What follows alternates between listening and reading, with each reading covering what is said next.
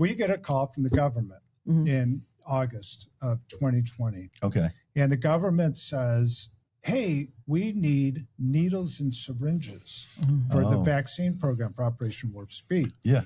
This is just when it was getting started. They're just starting to rock and roll. And so we get this call, and we all look, my staff kind of, we look at each other and we go, God, yeah, we didn't think about needles and syringes. Everybody's thinking gloves and masks.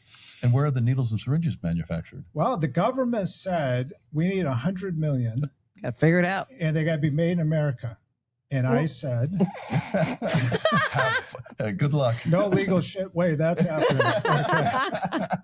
So, no, because they're all made in China. I mean, essentially, there is a small amount made in the United States, but it's insignificant. And they weren't prepared for it. No, nobody had thought about it. Yeah. And so we ran over to China, and there was basically 5 factories that make needles and syringes for the whole world. Wow. And we signed contracts with all 5, and we kind of locked them up. It's a whole long story. It's what the book is about. But what happened was, so we got that contract. Then the government announced to the world, the government just goes, announcement, we bought these needles. Right. They do that. Yeah, they're private. Yeah. And then everybody in the world, I mean, literally, said, oh my God, we need needles and syringes. Yeah.